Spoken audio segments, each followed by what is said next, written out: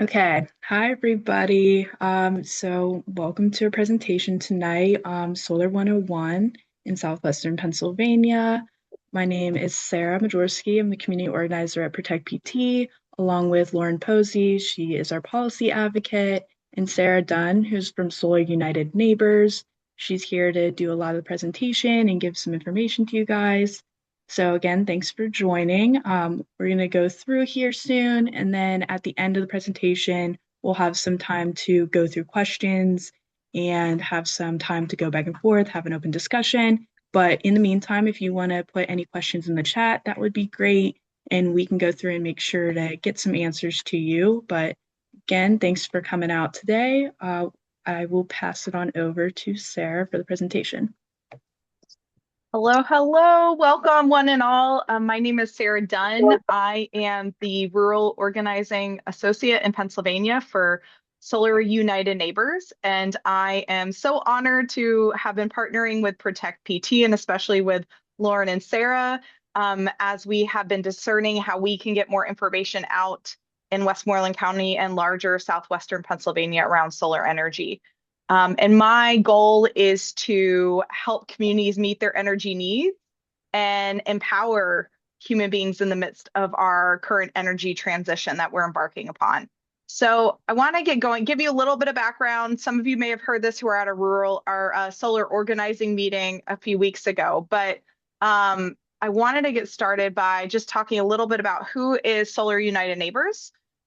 So we are a national nonprofit, national 501(c)(3). We are vendor neutral. And we also work from in numerous states. We have representation Nevada to Texas to Florida, Puerto Rico, and here in the beautiful state of Pennsylvania. So our model, our theory of change is basically that we want to remind individuals that we are part of an energy democracy. We are striving to empower people that together we can see change happen in our communities. And we view that as one of the ways we can do that is by going solar. So we support new and existing systems. Then we join together, which is we create buy-in resources. We reach out to our community. We share the benefits. We create a movement of people, the best way to transition us into this energy revolution. And then we also fight for our energy rights. So we work on policies such as net metering, working with HOAs, rural electric cooperatives, and we fight for policy change all the way from the local level, the township level, to the federal level. So Sun's beginnings started in 2007 in DC, where our founder Anya was her son approached her asking her, how can we go solar? And she organized fellow neighbors and ran a cooperative, basically organizing fellow homeowners to go solar. And now we have cooperatives members in all 50 states. We've run over 450 cooperatives, and we have helped 10,000 residents go solar. And a little bit of what we've done specifically in Pennsylvania. We have been in PA since 2018. We have run over 20 solar co-ops. We're actually running two more this year. And we are looking at the possibility of running one in Westmoreland County in the near future. We have helped over 200 people go solar. We have helped install over 1.9 megawatts, and we have helped with a yearly energy savings of $8.6 million over 25 years. So there's kind of three pieces to this presentation that I just want to highlight before we get going. So first, I'm going to talk a little bit about solar technology, about the actual solar panels and what's happening there, what they're made up of. Then we're going to talk about solar economics, so the finance behind solar. How do we finance solar? What are the economic benefits of solar, not just for residential, but also large scale solar?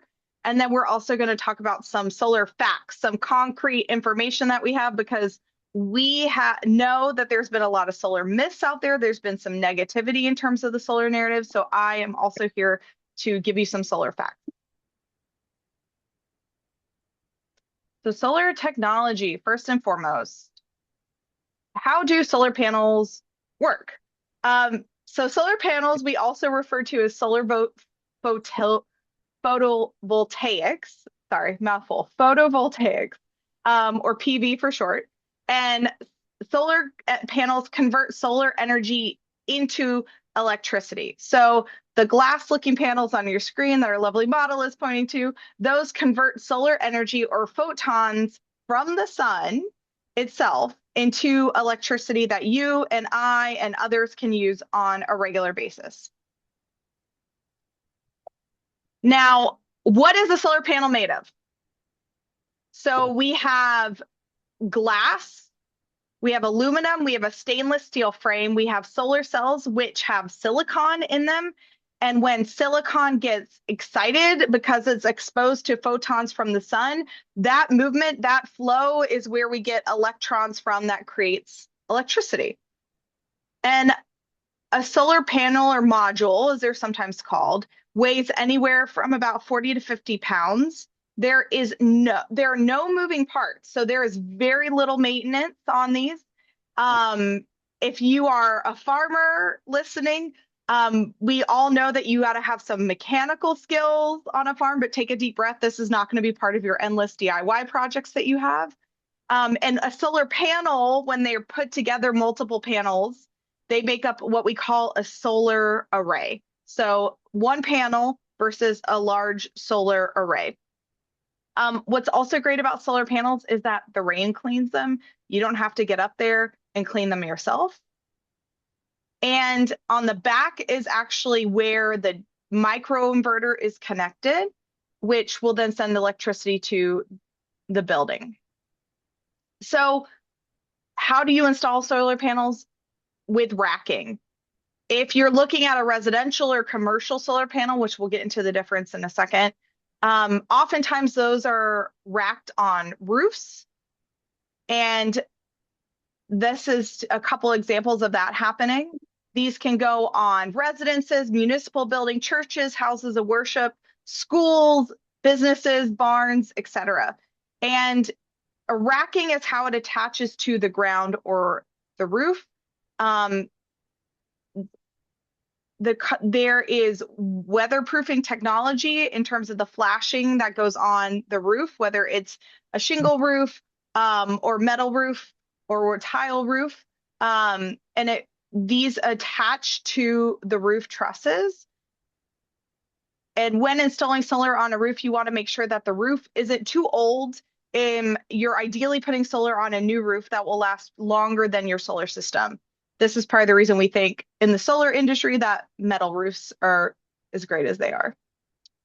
So also one thing to consider when we are moving in the direction of solar energy, of going solar, is to make sure there is solar suitability. So that includes the orientation of the roof, right? We want to have a lot of the roof or the ground area that is south facing, to the best of our ability, because that's where we're going to get the most sun. East and west facing can also still be great possibilities. We want little to no shading. Obviously, trees will inhibit solar, other buildings, etc. We want to make sure there is enough space on a roof, enough space in the field, anywhere we're going to put the solar. And we also want to make sure the roof or the area is in good condition. So here we just talked a little bit about a roof mounting system, but there is also the possibility of having ground mounted systems, which we'll talk about as well. So this is a photo of ground mounted solar. And if your roof isn't right for you, don't fear. There are often other options, as in ground mount. Thanks, y'all. All right. So just a little bit of important terminology as we keep going. So you may have heard these terms used before, that a kilowatt is how we measure the system size. So an average size of a residential system in PA is anywhere from 4 to 15 kilowatts. And that's based on the site and how much energy ideally you want the solar array to produce. For example, do you want to cover 80% of consumption, 85%, 90, 100%? And then a kilowatt hour is the measure of energy or their power extended over time. Now, the arrays measured production that you would see on a proposal from, so kilowatt hours is the measured production that you would see on a proposal from an installer. And it's usually expressed monthly or per year in kilowatt hours. And this matches what we see on our electricity bills as far as consumption. So one of the things that came up at our organizing meeting as a few weeks ago is like, what is the difference in the scale of solar? So on the left-hand side of the slide, you'll see that we have residential. So these are smaller home installs. So we're talking about 10 kilowatts on average, and that's for on-site energy use. The use is often rooftop mounted. And there's a decent market for that at this point in time. We have installers in the state of Pennsylvania who are doing this work. Then you move to commercial, which are bigger arrays, so upwards of 500 kilowatts. These can go on schools, businesses, commercial buildings. I know that there's been a lot going around about putting them on any new factories that are being built. So those are larger systems. Then somewhere in the middle, we have what's called community solar. And we don't actually have community solar right now in Pennsylvania. So this is something that we're working towards at Solar United Neighbors and other nonprofit partners. But community solar is for offsite energy use within the community. So distribution model of solar energy. So that could be, for example, for those who don't own their home, or maybe someone's home is too shady, or maybe your HOA won't allow solar panels and they can be ground mounted, as you can see in the image, or maybe they are a parking lot install, so solar panels that might shade a parking lot, and they are usually in the range of about 500 megawatts. So just as a reminder, we were dealing with smaller kilowatts for homes and commercial. Now we're up to a megawatt. And they measure usually anywhere from 100 kilowatts to 5 megawatts, as you can see in the photo. And then on the far side of the spectrum, we have something that's called grid scale solar. You may have also heard it referred to as large scale or utility scale solar. And this is for offsite energy use distributed through transmission grid. So that is electricity that is going out into the grid and being funneled into other places. Again, this is measured in megawatts because these sites are so large, they are taking in so much solar energy. And this is an emerging market. So this is part of the reason we are here tonight, is because Lauren and Sarah reached out to me knowing that there was some pushback happening in y'all's local area around large scale, utility scale, grid scale solar. And so we wanted to have some education going in the community so that people understood exactly what was happening. So in terms of what is Sun doing with large scale solar in PA, this is a lot of what I'm doing as the Rural Organizing Associate for Solar United Neighbors in Pennsylvania. We are working alongside other organizations like my friends here at Protect PT to provide education and outreach in rural communities before solar is developed. We organize solar power hours or solar 101s to share how ordinances might impact their communities. So if you know of an ordinance that's going to be happening in your community or that they're exploring that, please reach out and I'm happy to do my due diligence and come speak with you, come speak with municipalities. And we're also hoping that people like you can help us spread the word of the positives of solar, since there is so much myths. There are so many myths that are going around in the community. And we also provide ways for people to take action to support good solar policies. And just as a reminder that Sun, Solar United Neighbors, we are vendor neutral. I'm here to make sure developers are prioritizing their relationships with communities where they build and to help demystify the process.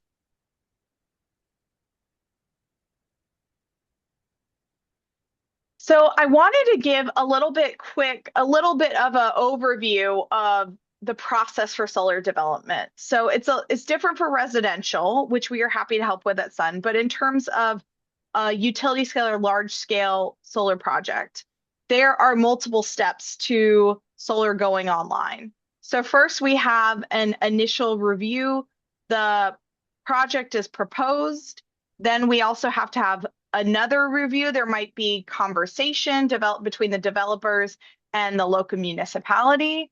Then during the project design, we see developers engaging with the jurisdiction, ordinance, zoning conversations, and oftentimes there's also availability for community feedback. That could be at permit hearings, that could be with a community benefits agreement, which I'll talk about a little bit later. But there's opportunity for conversation. And then during the construction, this is the phase where a solar array is most visible to the community. You might see a little bit more traffic on the road in terms of construction going in and out. We're going to see panels put up. And then the last phase is operations. Operations typically are in the range from 20 to 40 years is what we're seeing proposed right now. And this is when communities can really financially benefit from a solar array. And I'll talk more about that as well. And just as a reminder, again, friends, if you have a question, feel free to drop it in the chat. We will address those questions more fully at the end. So the next piece of our time together is solar economics. Let's talk about the money a little bit. Things that keep this world running. So in terms of solar economics, just a sec. Okay. So we found that solar is actually a great investment for individuals, for businesses, for communities. Costs have dropped significantly. Since 2010 alone, costs have dropped 73%.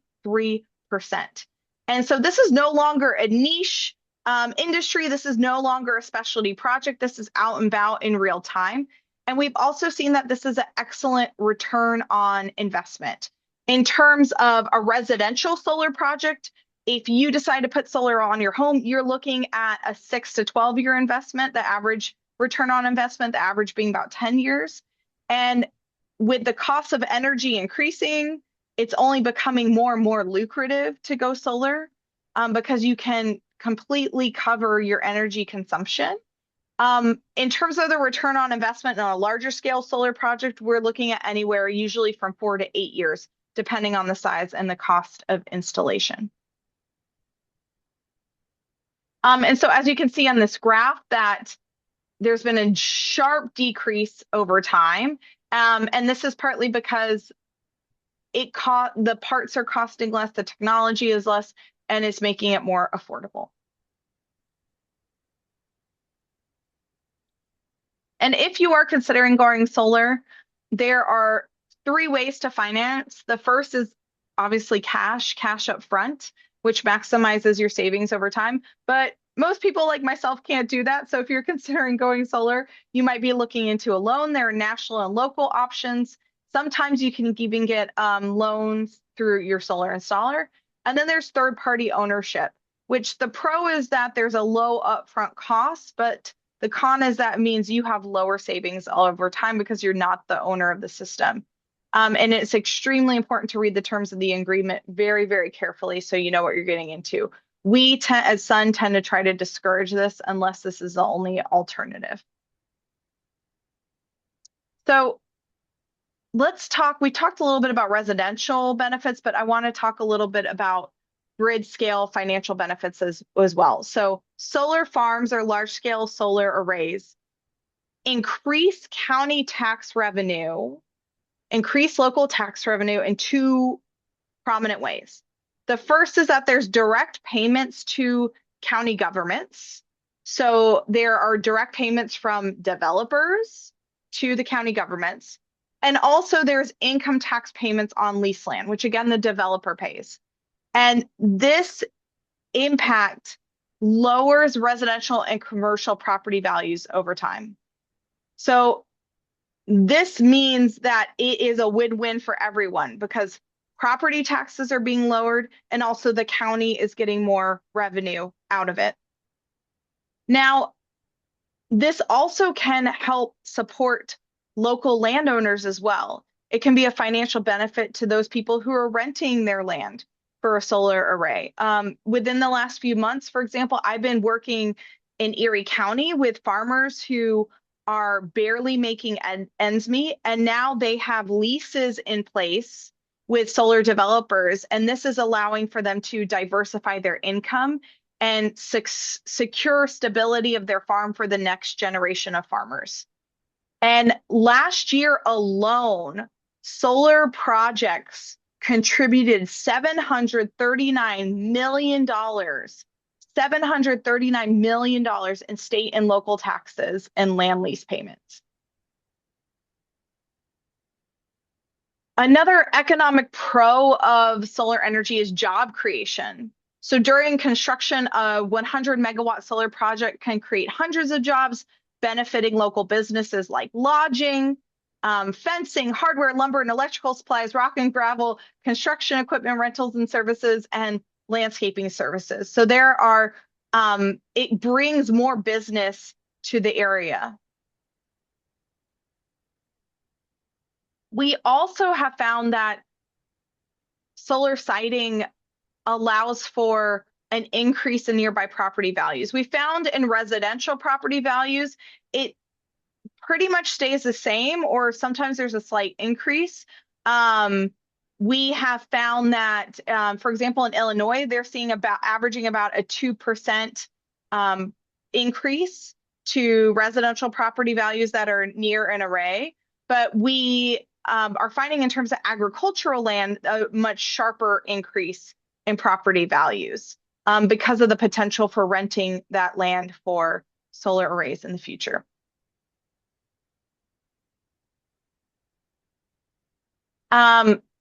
Also, just as a reminder that income tax payments on leased land will increase if it's being leased for solar, which allows our communities to improve essential services without increasing the tax burden on residents. And the county can then choose how to invest that revenue locally, such as public services, schools, and infrastructure.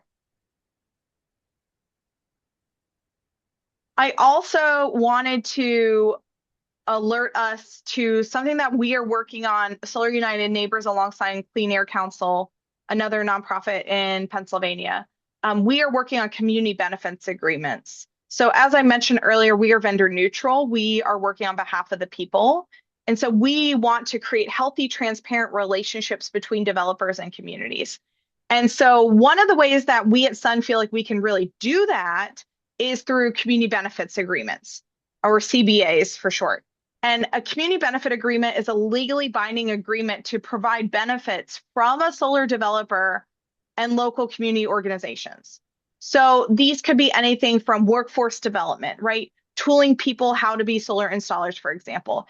It could be energy discounts for residents. It could be seeing solar dividends. It could be seeing a decrease in your electric bill every month. It could be donations to public services, like maybe the township needs a new fire truck, for example. It could be an investment in local infrastructure. It could be repaving roads, especially within a certain radius of the solar array.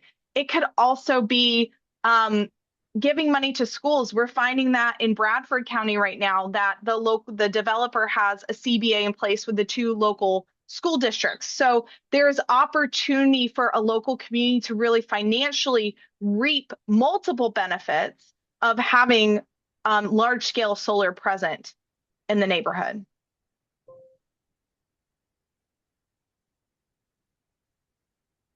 So the third part of our presentation revolves around solar facts. Lauren, Sarah, and I have unfortunately heard a lot of solar myths going on in Southwest Pennsylvania. And I want to debunk a little bit of that for you, but I really want to come at it from the perspective of like, why is solar so beneficial? We've heard people talk about the negatives, but there are so many positives out there. So first of all, if you're a fan of Protect PT, it might be because you care about the environment. And solar is good for the environment, y'all. Yeah. We gotta go charge. I'm gonna charge it. Oh, I didn't know I had to unmute. No, I thought the Hi, Laura. Welcome. You're fine. You're totally fine. Up, and I can't. Also, I can't turn the mic off. So solar is good for our environment. It is a form of clean energy. It is healthy for us. It is healthy for the critters and their habitat. It is healthy for our entire planet. One reason is because solar panels are recyclable. At least 90% of the materials in a solar panel can be recycled today, and we're trying to grow into being able to recycle that last 5%. And that is because glass is a major component of solar panels. Glass makes up about 75% of the panel. That's what the silicon cells are encased in, is glass. And then they're supported by aluminum frames, which make up about 10 to 15% of the panel. Then the silicon cells, silicon is actually the second most abundant element on Earth. And that is something that we can recycle, as well as the copper wiring and even the silver and other metals within the solar panel. So this is good news if we think about it in comparison to other forms of energy out there, that 95% of it can be recycled. And they also have a really long lifespan. Solar panels have been around for 100 years, I learned recently. And although they can decrease in efficacy over time, it's pretty minor. So for example, if your panel now is running at 100% efficiency or close to that, in about 20, 25 years, it's going to be running closer to 85, 80%. So these panels can last decades. There are solar panels from the 1980s that are still in use. Also, solar is quiet. Solar is less than 45 decibels, which means that it's quieter than a clothes dryer, which means it's probably quieter than my specific clothes dryer in my house, which is raucous and super loud in my basement. But basically, what does that mean is it's not going to disturb you. It's not going to disturb your neighbor, and it's not going to disturb the wildlife, right? This is something that is going to help to maintain healthy ecosystems, healthy living arrangements for everyone. Also, solar is discrete. I hear a lot of people talk about, is solar going to be a distraction? In all honesty, it oftentimes blends in with our surroundings, especially when we talk about solar on roofs. You can barely tell it's there because solar actually absorbs sunlight. It doesn't reflect it like a mirror. It's not a mirror. The panels are meant to absorb sunlight because we need that energy to create electrons to go on the grid.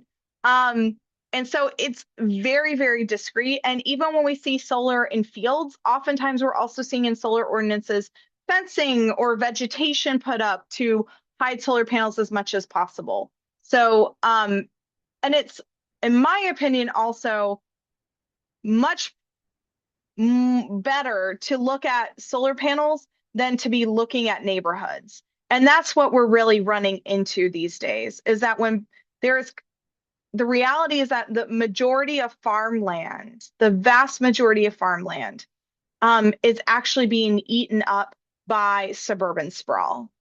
It's being eaten up by residential development. So if we want to maintain vistas and views, solar arrays are actually one way that we can do that and make sure that homes aren't getting in the way of that view.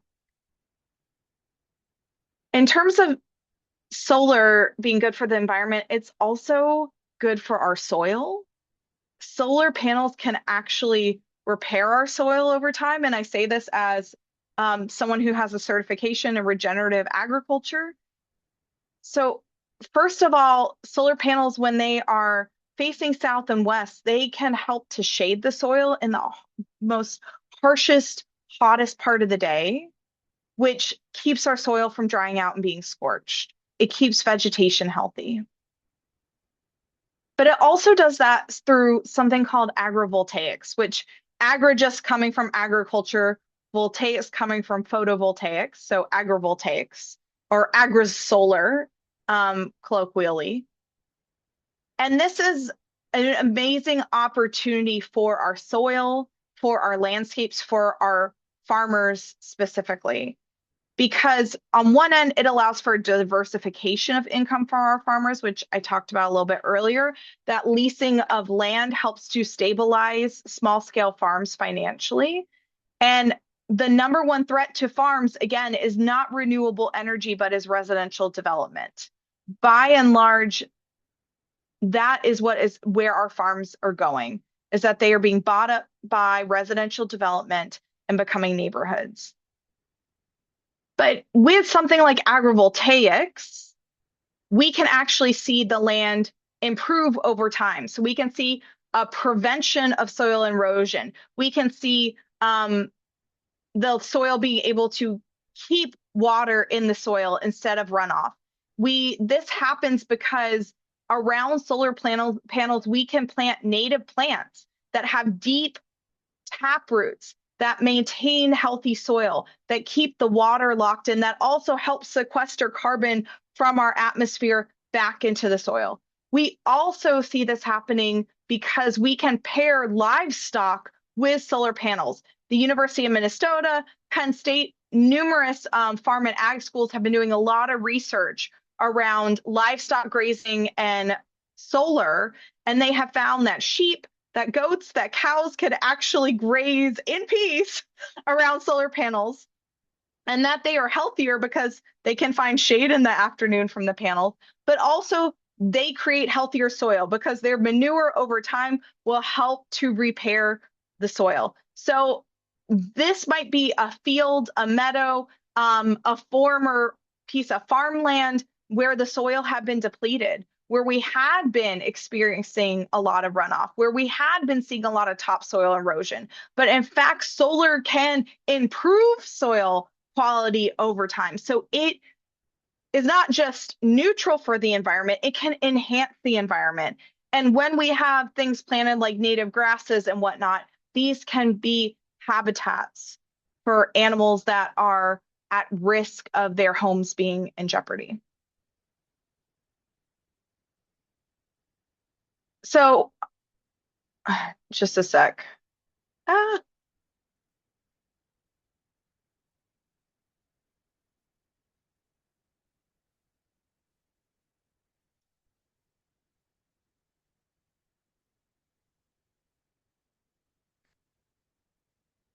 And some questions I've especially got in received in Southwestern Pennsylvania is the safety about solar, because this is a community that has experienced fracking. And I want to let you know that solar is safe. It is safe for you. It is safe for your family. It is safe for your community. These systems first don't have any large moving parts. They don't require regular maintenance. They have a long lifespan of up to 40 years. So you put them in and they're like done. You don't need to bother with them. And they are designed to withstand harsh conditions and extreme weathers. So there's nothing coming out of these solar panels. We just have clean water, rain running off of them into the soil and being trapped in the soil by native plants and whatnot. And so they have been tested numerous times to demonstrate that they are safe for us. They are not toxic. Your laptop, which some of you might be watching on right now, I'm giving this presentation from my laptop. A laptop computer contains 30 to 100 times more toxic material than a solar panel does. So if that puts it in perspective at all about how safe solar panels are. And then also questions I've been asked specifically are about the distance of solar panels and in comparison to fracking, because we know that unfortunately with fracking, people have been told that 500 feet, which you see in this image, is enough.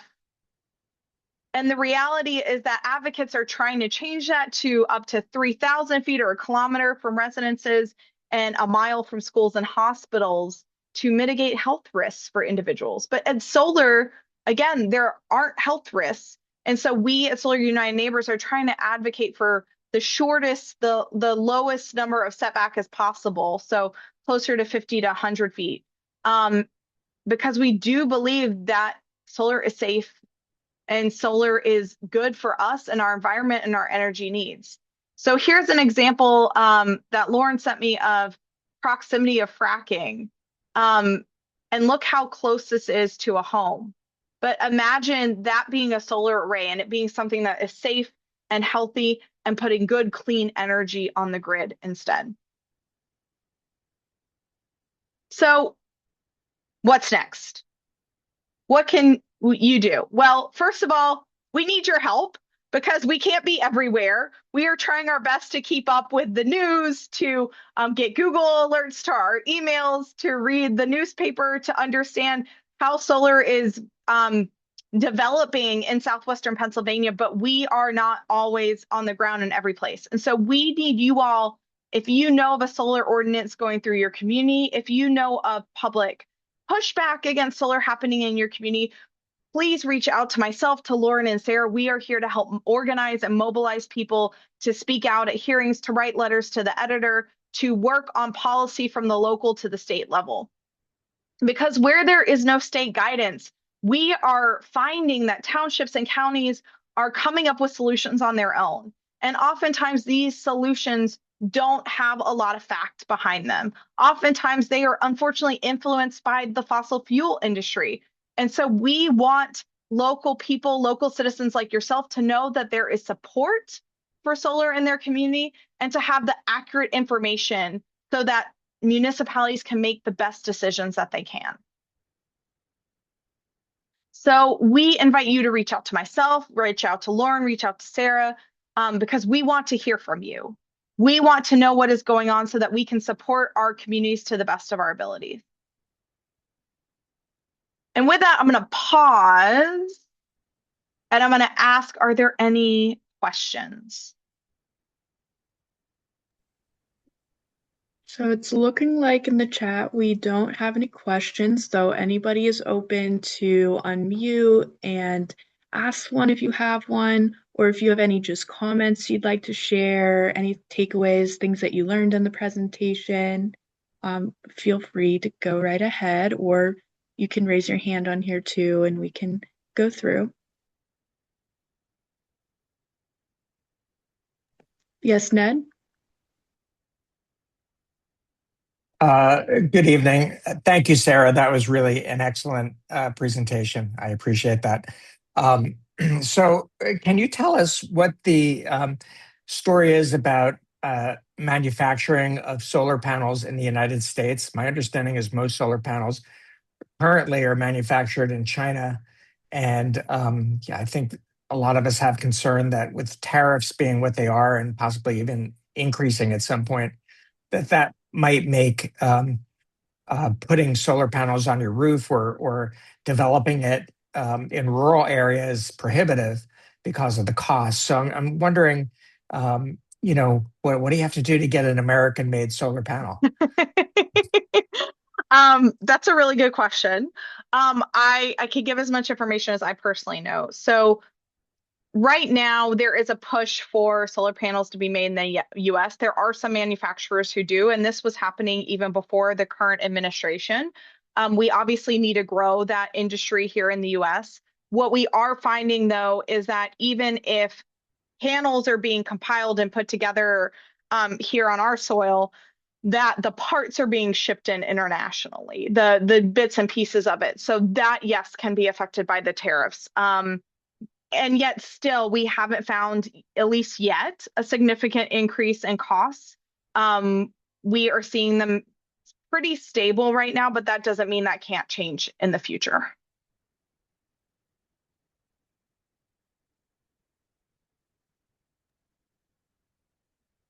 Yep. Thank you, Sarah. I see Lori just put in the chat if she's asking if there are any solar ordinance in Penn Township.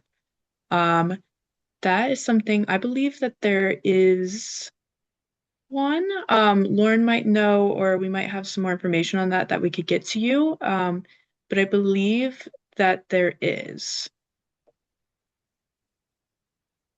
There are, I know, several in Westmoreland County. I believe Penn Township is regulating through zoning ordinance right now. But we can do a little digging. Lauren, do you have any other information? No, I don't have any other information. I know this question came up before, and I think Penn Township does have a solar ordinance, but I'm not positive how, um, what the contents of that ordinance are. So that's something that I'd have to look into. Yep, we can definitely check back in on that. I do know that there are like solar projects in Penn Township already, or at least a couple like residential that I do know of, but we can definitely come back on that question. I see too, Ned, that you suggested a book, Here Comes the Sun by Bill McKibben. That could be something good that people can look into. Okay, another question just came through from Matt. What are some of the guidelines that should be in local solar ordinances? Oh, that is a really great question. Um, Here, let me pull up my notes real quick. So we at Sun have kind of some do's and don'ts of solar ordinances. Um, Let me see. So some of our what we would encourage individuals. Um, we would like to see smaller setbacks. So I mentioned that with fracking, it's a minimum of 500 feet. We would love to see something closer to 100 feet. We would also like to see not extreme decommissioning bonds, which that is the amount of money that it would take to decommission a solar array. So what we're often seeing is that municipalities will encourage someone to have the 100% of the amount of money up front that it would cost to take down the solar project. We are also finding that people are asking for the land to be reinstated back to its original state. The difficulty in that is that sometimes the land is better, as we talked about with agrivoltaics or agri-solar. And sometimes if there's trees taken down, for example, um, trees take years to grow, right? And so it can't immediately be put back into necessarily the state it was in. So that's one of the things we're also finding. Um, we would also like to see that that townships and counties don't have an unreasonable noise ordinance because, as I mentioned, um, solar panels are quieter than a clothes dryer, so that's less than 50 decibels. But we are finding that townships are trying to say that they need to make even less noise than that, which is really difficult. Um, we would also like to see, in terms of ordinances, some flexible and efficient permitting. We would also like to see them encourage agri-solar or agrivoltaics. Um, Again, we're vendor neutral, but we have seen some vendors be resistant to that. But I personally, if you couldn't tell, am pretty passionate about agrivoltaics and that this is like helpful environmentally in a multifaceted way. And so encouraging agrivoltaics, I know we had someone in our organizing meeting a few weeks ago, Bonnie, who was talking about wanting to require native pollinator plants to be planted around the solar panels. We also really encourage townships or counties if they're being approached by developers to clearly talk about community benefits agreements. And we at Sun are happy to help navigate and negotiate what that looks like. And we even have some legal help coming down the pipeline to help communities with that negotiation process. But we want to really we want for neighbors and community members to tangibly see the benefits of solar coming to their community. And one way we do that is through legally binding community benefits agreements. We also would love to see there be a plan for battery storage in place because that helps to keep the grid as stable as possible. So those are some of the do's, some of the don'ts. Crazy permitting and interconnection fees that make it unideal for development. Again, I think I mentioned the 100% bonding for decommissioning at the start of the project. Restricting solar from agricultural land can be really difficult. I know that's been a narrative going on at the federal level. But again, solar is not taking up agricultural land. It's typically residential development and suburban sprawl. That is what is eating up our agricultural land. And if we actually put solar in place on part of farmland, it can allow, again, for that farm to stay in the family for the next generation. And it can, again, repair the soil over time. We also don't want a ridiculous height requirement. So most solar panels are averaging somewhere around 8 feet tall, but we are finding that municipalities are trying to create height restrictions of even less than 15 feet, which will make it really difficult for the developer long term. And again, as I think I mentioned before, requiring land to be returned to its exact original condition. That is really, really difficult to do and to prove that you have done. So as close to possible, or you can say in the permitting that we require X, Y, and Z, but to be returned to its exact original condition might not be even the purpose of putting a solar array on that piece of land. That was a really good question, Matt. Thank you. Yep, thanks, Sarah, for that explanation. Yeah. We have another question, and you touched on this a little bit, but there's some more to it. So, for residential solar, how important are batteries for storage, and how much do they add to the total cost? Oh, that's a really good question. So I'll first address the first part of that question to start.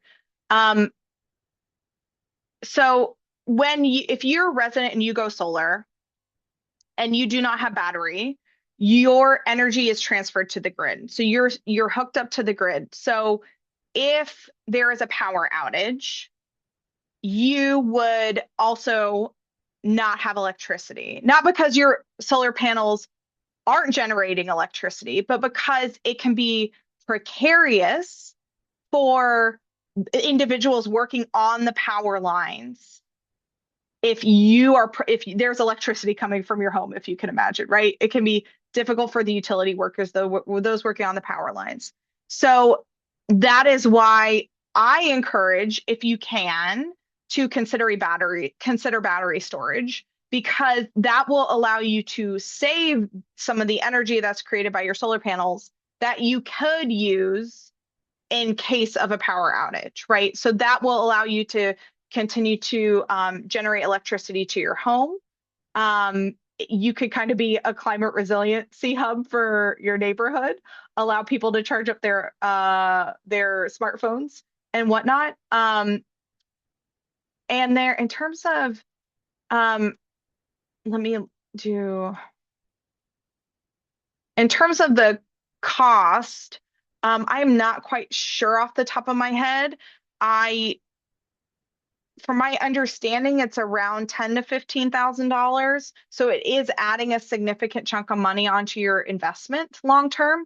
But again, the return on your investment is pretty high when it comes to solar. I mean, it's pretty great when it comes to solar.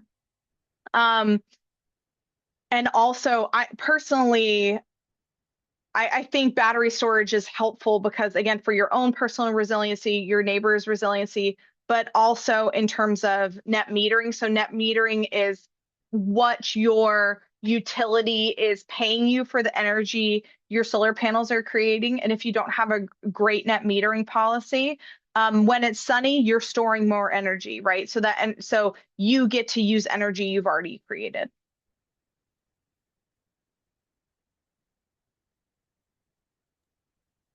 Yep. Okay, thank you. Thank you for the questions, everyone. Does anybody else have anything else they'd like to add, or thing they learned today they want to talk more about?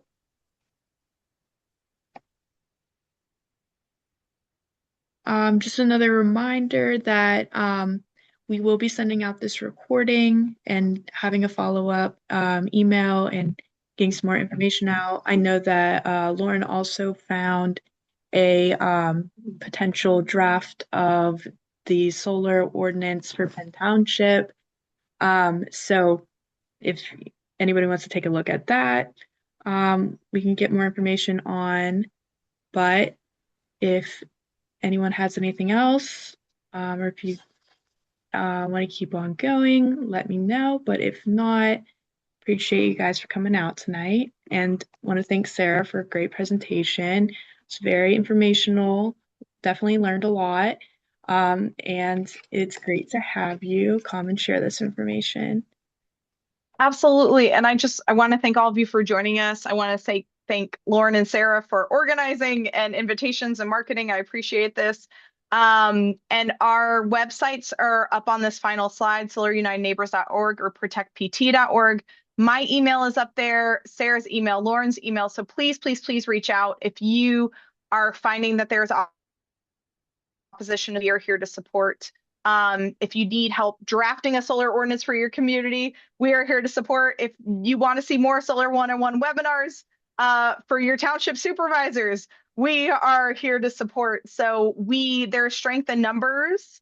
So we value your wisdom and what you are bringing to the table and hope that we can all work together to see solar happen in Pennsylvania. So thank you all for being here tonight. Yep.